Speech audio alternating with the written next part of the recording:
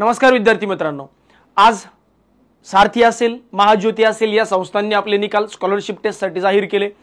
यापूर्वी टीआरटी आणि बार्टीने आपले निकाल जाहीर केले होते। आता चारही संस्थांनी आपले निकाल जाहीर केलेत। काल एक गुड न्यूज बऱ्याच विद्यार्थ्यांसाठी, जे विद्यार्थी ब्राह्मण कम्युनिटीला बिलॉंग करतात अशा विद्यार्थ्यांसाठी परवा राज्य सरकारने परशुराम महामंडळाची पण स्थापना केली आहे। तर या माध्यमातून त्या विद्यार्थ्यांनाही लवकरच स्कॉलरशिप मिळण्याची अपेक्षा आहे। असो, ज्या सध्या चार संस्था आहेत, बार्टी असेल, टीआरटीआय असेल, सारथी असेल किंवा महाज्योती असेल, या चारही संस्थांचे आता निकाल जाहीर झाले। तर पुढील प्रक्रियेसंदर्भात विद्यार्थ्यांचे डाऊट्स खूप आहे। या संदर्भात आपण मागेही व्हिडिओ बनवला होता। स्टील पुन्हा एक नवीन व्हिडिओ जो आहे त्या माध्यमातून बनवतोय। या व्हिडिओच्या माध्यमातून आपण समजून घेऊया की पुढची प्रक्रिया काय असेल, कुठले कुठले डॉक्युमेंट लागतील, किती दिवसांमध्ये तुम्हाला बोलवलं जाईल, नेमका किती दिवसांचा हा कालावधी असेल, संपूर्ण माहिती या व्हिडिओच्या माध्यमातून समजून घेऊ। त्यामुळे व्हिडिओ शेवटपर्यंत बघा। माहिती आवडली तर लाईक आणि सबस्क्राइब करायला विसरू नका, कारण पुढचे अपडेट या चॅनलवर तुम्हाला डेफिनेटली मिळणार आहेत। बरं, सगळ्यात महत्त्वाचं ऑथेंटिक फर्दर प्रोसेस नेमकी काय असेल सर? आता जसा निकाल जाहीर झाला तर पुढच्या काही दिवसांमध्ये तुम्हाला वेबसाईट व्हिजिट करत राहायचे। वेगवेगळ्या सारथीच्या असेल, बार्टीची असेल, टीआरटीआयची असेल किंवा महाज्योती असेल, किंवा यापेक्षा सारथीचं चॅनल जॉईन करून ठेवा। आपलं सारथी एज्युकेशन संभाजीनगर नावाचं चॅनल आहे किंवा सारथी एज्युकेशन नावाचं जे चॅनल आहे ते जॉईन करून ठेवा। त्याच्यावर पुढचे अपडेट पूर्ण मिळतील। मग आता यांची पुढची प्रोसेस काय असेल? आता हे पुढच्या काही दिवसांमध्ये तुम्हाला डॉक्युमेंट व्हेरिफिकेशनला बोलवतील।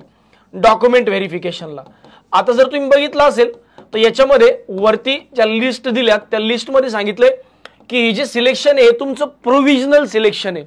पण जरी प्रोव्हिजनल असलं तरी डॉक्युमेंट जर तुमच्याकडे कंप्लीट असेल तर तुमचं ते कन्फर्म सिलेक्शन आहे। म्हणजे सारथीनं जर तुम्ही बघितलं तर कट टू कट 2000 विद्यार्थी घेतलेत, एसएससी साठी कट टू कट 500 विद्यार्थी घेतलेत। म्हणजे एवढा यांचा इनटेक आहे। असं नाही आहे की आम्हाला जेवढे लागतात त्याच्यापेक्षा दुप्पट घेतले किंवा तिप्पट घेतले। याच्यामधून कुणाचीही गाळणी होणार नाही अनलेस अँड अंटिल जर तुमच्याकडे डॉक्युमेंटची कमतरता नसेल तर डॉक्युमेंट्सची कमतरता जर असेल तरच तुम्ही बाहेर पडू शकता, अदरवाईज तुमचं सिलेक्शन हे कन्फर्म आहे। मग डॉक्युमेंट व्हेरिफिकेशनसाठी तुम्हाला पहिल्यांदा बोलवलं जाईल। डॉक्युमेंट व्हेरिफिकेशन लास्ट टाइम पुण्याला झालं होतं। यावेळेस ते म्हणले होते की संभाजीनगरच्या विद्यार्थ्यांना संभाजीनगर देऊ, म्हणजे विभागानुसार देऊ। नागपूरच्या विद्यार्थ्यांना मे बी संभाजीनगर मिळू शकतं किंवा नागपूरही मिळू शकतं। पण एक रिजनल ऑफिसांनी, डिव्हिजनल ऑफिसांनी संभाजीनगरला बनवून ठेवलंय, त्यामुळे मोस्ट प्रोबेबली यांचं इथं होऊ शकतं। पण स्टील मॅक्सिमम तुम्ही प्रिपेअर राहा की पुण्याला होऊ शकतं। पुढच्या 8 दिवसात होईल, 10 दिवसात होईल, 15 दिवसात होईल, कधीही होऊ शकतं। कारण लवकरच आचारसंहिता लागते, तर आचारसंहितेच्या अगोदर ही प्रक्रिया जी हे डेफिनेटली पार करतील। आता याच्यामध्ये एकच सध्या अडथळा बाकी आहे, तो म्हणजे संस्थांचं इम्पॅनलमेंट झालं नाही। जसं की तुम्हाला जो कोचिंग क्लास निवडायचा आहे तर या कोचिंग क्लासची निवड अजून त्या संस्थांनी केलेली नाही, पण कधी पण करू शकता। कारण सगळ्या संस्थांवर व्हिजिट झालेलं आहे, सगळ्या संस्थांचं व्हेरिफिकेशन झालंय। आता हे इमिडिएटली कधी संस्थांना लेटर देऊन इमिडिएटली सांगू शकतात की हो तुम्ही या संस्थेची निवड झालेली आहे। त्यामुळे डॉक्युमेंट व्हेरिफिकेशनसाठी तुम्ही आता प्रिपेअर राहा। डॉक्युमेंट व्हेरिफिकेशनच्या वेळेत तुम्हाला संस्थेची निवड करायची, म्हणजे ज्या क्लासमध्ये तुम्हाला कोचिंग घ्यायचे मग त्या क्लासची तुम्हाला निवड करायची, कोचिंग क्लासची निवड। मग कोचिंग क्लासची निवड करताना जसं की आपलं संभाजीनगरचं सारथी एज्युकेशन आहे, मग आपण 3 ठिकाणी विद्यार्थ्यांना ऍडमिशन्स अवेलेबल करून देतो। जसं संभाजीनगर असेल, पुणे असेल, नाशिक असेल, या 3ही ठिकाणी तुम्ही बँकिंग असेल किंवा एमपीएससी असेल किंवा एसएससी असेल, 3ही ठिकाणी तुम्ही संस्थेची निवड करू शकता। ही निवड कम्प्लिटली तुमच्यावर डिपेंड असणार आहे। तुम्ही कुठल्याही विभागातल्या असा तुम्हाला सारथी एज्युकेशन संभाजीनगर म्हणजे आपल्या बँकिंगच्या क्लासची निवड तुम्हाला डेफिनेटली करता येईल, आणि त्यासाठी तुम्हाला इथे येऊन राहावं लागेल, कोचिंग अटेंड करावं लागेल। तर अशा पद्धतीने डॉक्युमेंट व्हेरिफिकेशन नंतर तुम्हाला कोचिंग क्लासची निवड स्वतः करायची। मग जशी तुम्ही कोचिंग क्लासची निवड केली त्यानंतर एक 5-6 दिवसानंतर डॉक्युमेंट व्हेरिफिकेशन संपलं की एक 5 ते 6 दिवसानंतर इमिडिएटली तुम्हाला त्यांचे ईमेल येतील किंवा लिस्ट येईल की तुम्ही आता कोचिंग क्लास जॉईन करू शकता। मग तुम्हाला तो कोचिंग क्लास जॉईन करायचा आहे। म्हणजे पहिलं काम काय, तो डॉक्युमेंट व्हेरिफिकेशन होणार आहे। जोपर्यंत डॉक्युमेंट व्हेरिफिकेशन होत नाही तोपर्यंत तुमची जी निवड ही प्रोव्हिजनल आहे, म्हणजे अंतिम स्वरूपाची नाही आहे, अंतरिम स्वरूपाची आहे। आणि एकदा डॉक्युमेंट व्हेरिफिकेशन झालं की मग अंतिम स्वरूपाची निवड तुमची झाली असं समजण्यात यावं। बरं, आता डॉक्युमेंट व्हेरिफिकेशन कधी होईल याच्याबद्दल मी जर सांगितलं की पुढच्या 8-10 दिवसात, 15 दिवसात कधी होऊ शकतं। त्यामुळे डॉक्युमेंट रेडी करून ठेवा। आणि मी नेहमी काय सांगतोय पुन्हा की बाबा अनलेस अँड अंटिल तुमचे डॉक्युमेंट इनकम्प्लीट आहे तोपर्यंत तो एकमेव कारण असू शकतं निवड न होण्याचं। बाकी ऑलमोस्ट जेवढ्या लोकांचे नावं आहेत प्रोव्हिजनल लिस्टमध्ये त्यांचं सिलेक्शन ऑलमोस्ट कन्फर्म आहे। काही संस्थांनी वेटिंग लिस्ट काढल्या, जर सारथीने आणि महाज्योतीने वेटिंग लिस्ट नाही काढली, पण बार्टीने वेटिंग लिस्ट ठेवली, तर वेटिंग लिस्ट मधले कॅन्डिडेटचं सिलेक्शन कधी होईल, जेव्हा वरच्या कॅन्डिडेटचं सिलेक्शन होणार नाही अशा परिस्थितीमध्ये. तर अशा पद्धतीने पुढची प्रोसेस असणार आहे. आता पुढचा मुद्दा येतो की डॉक्युमेंट व्हेरिफिकेशन. सारथी संस्थेचे आहे, सारथी पुणे, जसं मराठा विद्यार्थ्यांना मराठा कुणबी विद्यार्थ्यांना सारथी नावाची संस्था जी ही स्कॉलरशिप देते, तर या संस्थांसाठी डॉक्युमेंट व्हेरिफिकेशन नेमकं कोणतं असलं पाहिजे किंवा कशा पद्धतीने डॉक्युमेंट व्हेरिफिकेशन असेल, तर यांनी एक लिस्ट दिली बघा. तुम्ही जर त्या लिस्टमध्ये ज्या लिस्टमध्ये तुमचं नाव बघितलं, त्या सगळ्यात शेवटच्या पेजवर ही लिस्ट दिली आहे, सगळ्यात शेवटच्या पेजवर. याच्यामध्ये पहिलं काय, सारथी IBPS admit card. Admit card म्हणजे जेव्हा तुम्ही एक्झामला गेला होतात, त्या एक्झामचं ऍडमिट कार्ड जे हे तुम्हाला लागेल, तर ते ऍडमिट कार्ड सोबत मॉडेल कोड ऑफ कंडक्ट हा फॉर्म जो आहे हा आपल्या टेलिग्रामवर अवेलेबल आहे. कॅन्डिडेट अंडरटेकिंग हा फॉर्म सुद्धा आपल्या सारथी एज्युकेशनच्या टेलिग्रामवर अवेलेबल आहे. आणि टेलिग्रामची लिंक जी आहे ही डिस्क्रिप्शन बॉक्समध्ये तुम्हाला मिळेल, सारथी एज्युकेशनचं टेलिग्राम चॅनल. सोबत कास्ट सर्टिफिकेट म्हणजे जातीचं प्रमाणपत्र. आता मराठा विद्यार्थी असेल तर तुमच्या याच्यावर TC वर पण मराठा किंवा मराठी कुणबी लिहिलेलं असतं, मराठा कुणबी लिहिलेलं असतं किंवा कुणबी लिहिलेलं असतं. जर तुमच्याकडे जात प्रमाणपत्र असेल तर चांगली गोष्ट आहे, नसेल तर लिव्हिंग सर्टिफिकेट चालेल, नसेल EWS सर्टिफिकेट चालेल, नसेल तर SCBC चालेल. तर या चारही डॉक्युमेंट पैकी कोणतंही एक. सर TC ओरिजिनल लागते का? अजिबात नाही. ओरिजिनल असेल तर ओके, नसेल तर हरकत नाही, ओरिजिनल नसेल तरी चालेल, झेरॉक्सवर पण तुमचं काम चालू जाईल.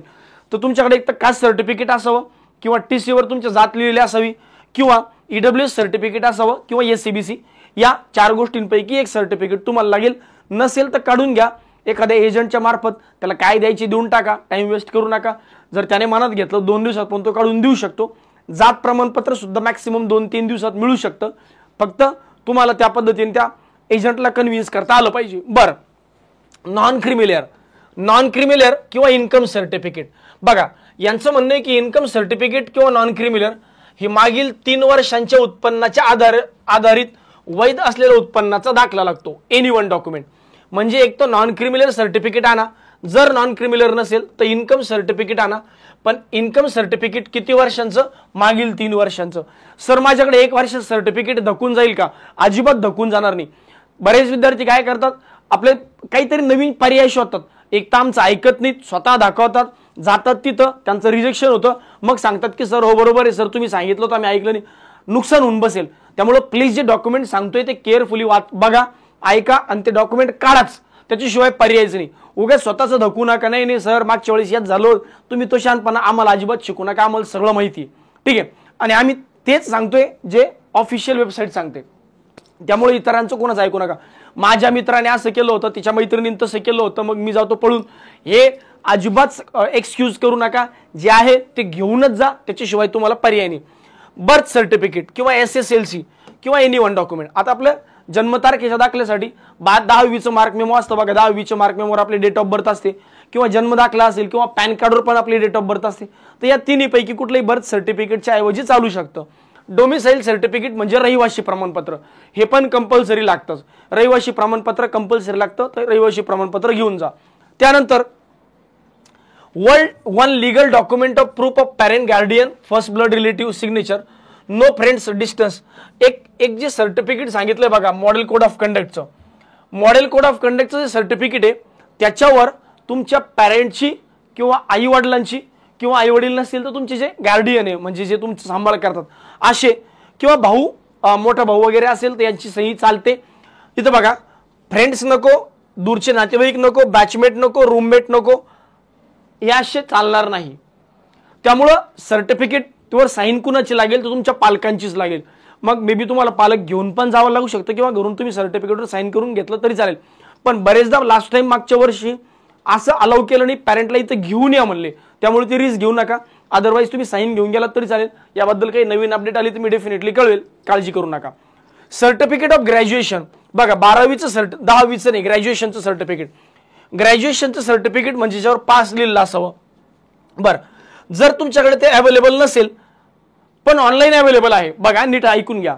सर आमच्या कॉलेजला ते आलं नाही पण आम्हाला ऑनलाईन दिसते, certificate is available online, get it attested from the college university और submit on the day of verification.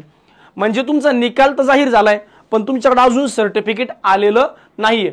मग अशा केसमध्ये ऑनलाईनचं सर्टिफिकेटची झेरॉक्स काढा किंवा प्रिंट काढा, त्याच्यावर कॉलेजचा सही शिक्का घ्या आणि तरच घेऊन जा. डायरेक्ट प्रिंट घेऊन जाऊ नका, ते कन्सिडर केल्या जाणार नाही. आणि त्या दिवशी काय होतं, ज्या दिवशी डॉक्युमेंट व्हेरिफिकेशन असतं तर बरेचदा असं होऊन जातं की आजच पाहिजे, आत्ताच पाहिजे, 5 वाजेपर्यंतच द्या. त्यामुळे ते रिस्क होऊन जाते. त्यामुळे हा रिस्क घेऊ नका, आताच काढून घ्या. थोडी धावपळ तुमची या केसमध्ये होईल, पण तेवढी करा मी माझं म्हणेल, कारण पुढचे 6 महिने तुमची याच्यावर डिपेंड आहेत. आधार कार्ड, पॅन कार्ड लागेल, 2 पासपोर्ट साईजचे फोटोग्राफ लागेल. त्यानंतर 2 क्लिअर बँकेच्या पासबुकच्या, नॅशनलाइज बँक सांगितलंय बरं का. आता तुम्हाला माहिती आहे नॅशनलाइज बँक, पोरं जातात ऍक्सिसचे घेऊन, सर आमचं अहमदनगर डिस्ट्रिक्ट कोऑपरेटिव्ह बँक चालेल का, ती पण तर नॅशनलाइज आहे. आता कोणत्या मास्तरने सांगितलंय बावळ्या नॅशनलाइज बँक आहे, ती कोऑपरेटिव्ह बँक आहे. नॅशनलाइज बँकेमध्ये कोण येतं, bank of Maharashtra, state bank of India, bank of India, त्यानंतर Punjab national bank, Punjab and Sindh bank, Canara bank, Indian bank, त्यानंतर बँक ऑफ बडोदा. तर या ज्या बँक आहेत या नॅशनलाइज बँकांमध्ये येतात. युको बँक असेल, युनियन बँक ऑफ इंडिया असेल, यांचेच सर्टिफिकेट चालतात, यांचेच पासबुक चालतात. यांच्या व्यतिरिक्त कोणाचंही पासबुक चालत नाही. नसेल नॅशनलाइज बँकेमध्ये काही नाही, एका दिवसाची प्रोसेस आहे. ऑनलाईन अकाउंट काढून घ्या, इमिडिएटली पासबुक भेटेल, पासबुक प्रिंट करून घेऊन जा, चालतं, काही प्रॉब्लेम. पण नॅशनलाइज बँकेचं असेल, सर मी नॅशनलाइज बँकेच नाही नेलं तर ठीक आहे, तिथून वापस येऊन जा, आमचं काय. त्यामुळे असे एक्सक्युजेस प्लीज काढू नका, हे एक्सक्युजेस तुमचंच नुकसान होऊन जाईल. जर तुम्ही स्पेशली डिसेबल्ड कॅन्डिडेट असताल, स्पेशली डिसेबल्ड म्हणजे तुमचा फॉर्म दिव्यांगांमधून झाला असेल, दिव्यांगांमधून तर दिव्यांगाचं सर्टिफिकेट लागेल, किंवा अनाथमधून जर तुमचं सिलेक्शन झालं असेल तर अनाथ असल्याचं सर्टिफिकेट लागेल. तर या पद्धतीने हे पूर्ण डॉक्युमेंट लागतील सारथीच्या संस्थेसाठी, सारथी संस्थेसाठी. आता हे झाले सारथी संस्थेसाठी. पुढे सारथी नंतर सारथीनेच काही इम्पॉर्टंट इन्स्ट्रक्शन दिलेत बघा.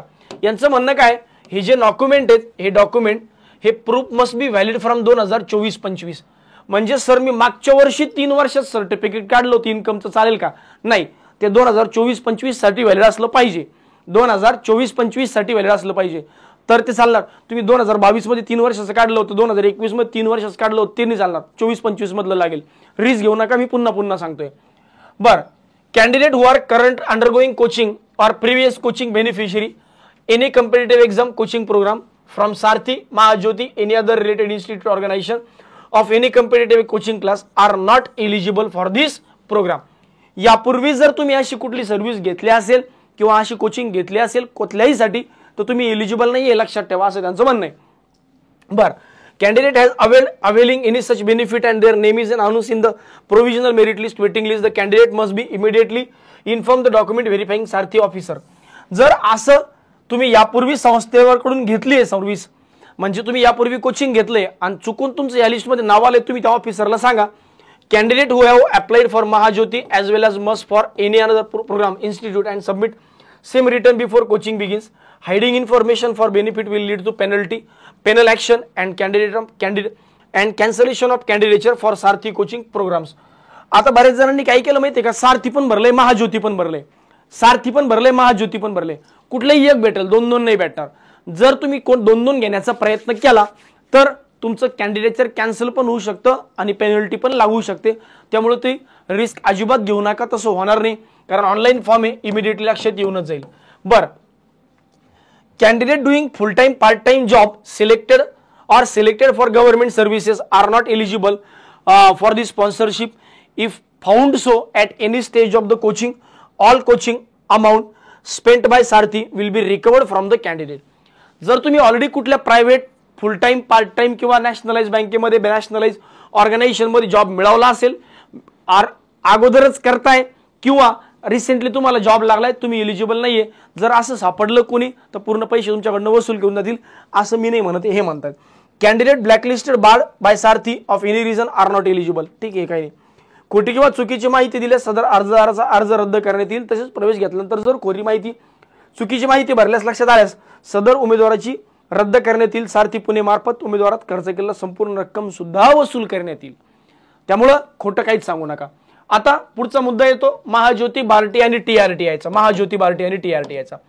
सर यांच्यासाठी नेमकी प्रोसेस कशी आहे तर बघा, यांनी सारथी त्या बाबतीत खूप क्लिअर आहे राव. सारथी पुण्यात जी संस्था आहे ती खूप क्लिअर आहे. त्यांनी लिस्ट लावली आणि खाली डॉक्युमेंटची लिस्ट पण दिली. यांनी एवढे विचित्र आहेत ना, नुसती लिस्ट लावून टाकली आणि म्हणले की आम्ही नंतर देऊ म्हणे. सारथी म्हणजे आम्ही नंतर सांगू की कुठले डॉक्युमेंट लाग. अरे द्या ना सांगून, पोरं काढतील ना राव, निवळ पोरांना त्रास देण्याची कामं करतात. स्टील मी काही वेबसाईट शोधल्या, त्यांच्या वेबसाईटवर गेलो, मागची काही डॉक्युमेंट लिस्ट काढली. यात कमी जास्त एखाद दुसरा असू शकतो, जास्तच असेल, कमी असण्याचं काही गोष्ट असणार नाही. स्टील हे डॉक्युमेंट तुम्ही सगळ्यांनी काढून ठेवावेत, सगळेच. पहिलं एक तर महाराष्ट्राचा रहिवासी असावा, ही पात्रता होती. महाराष्ट्राच्या इतर मागासवर्गीय भटके विमुक्त जातीमधील असावा. नॉन क्रिमिनल उत्पन्न गटातील असावा. नॉन क्रिमिनल म्हणजे काय, त्याचं इन्कम जे आहे, इन्कम बिलो 8 लाख असावं. बिलो 8 लाख म्हणजे पूर्ण फॅमिलीचं इन्कम जे आहे हे 8 लाखांपेक्षा कमी असावं, असा नियम आहे. उमेदवार हा पदवीचे शिक्षण पूर्ण केलेला किंवा पदवीच्या अंतिम वर्षाला असणारे विद्यार्थी सुद्धा या प्रशिक्षणासाठी अर्ज करू शकतात. 20 ते 30 वय मर्यादा आहे. हे कधी जेव्हा ऍप्लिकेशन चालू झाले होते तेव्हाच हे कटआउट आहे. बर, मग यासाठी नेमके अर्ज करण्यासाठी जे कागदपत्र लागत होते तेच कागदपत्र आता व्हॅलिड याला पण लागणार आहे डेफिनेटली तुम्हाला.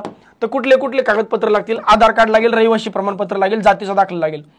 मग तुम्ही महाज्योतीमध्ये येत असेल तर ओबीसी सर्टिफिकेट किंवा ते तुमचे भटक्या जाती म्हणजे आपण म्हणतो ना धनगर, एनटीडी, एनटीसी, एनटीबी ज्या कॅटेगरीज आपल्या महाज्योतीमध्ये येतात त्या पूर्ण सर्टिफिकेट तुम्हाला लागतील.